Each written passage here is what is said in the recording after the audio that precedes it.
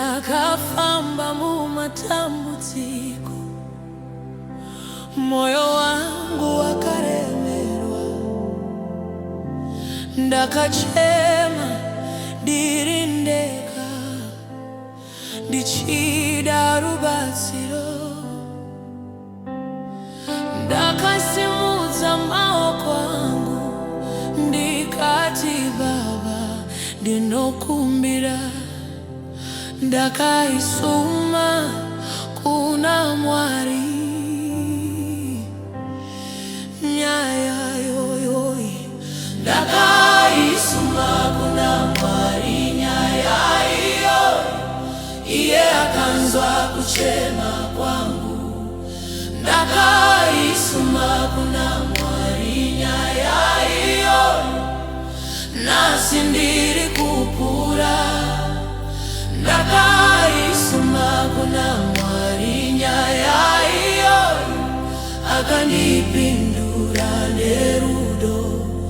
Ndakaisuma kuna Mwari, nyaya iyo. Mwari vapindura. Ndakanga ndisina tariro, musuwo wese wakavarwa. Asi ndakati ndinomirira nguva Mwari. Handina kurega kunamata,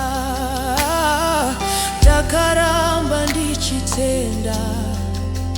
Ndakaisuma kuna Mwari, nyaya iyo.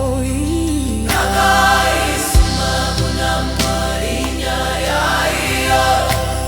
Iye akanzwa kuchema kwangu. Ndakaisuma kuna Mwari, nyaya iyo. Nasi ndiri kupura.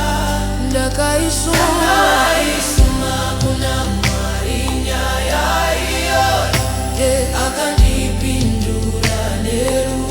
Ndakaisuma kuna Mwari, nyaya iyo. Mwari vapindura. Zvino ndakamira pamberi, ndichirumbidza zita rake. Zvandakachema nezuro, nasi zvava mufaro.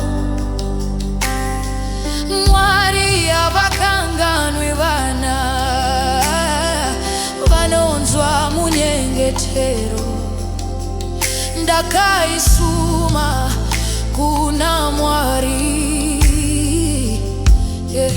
nyaya iyo.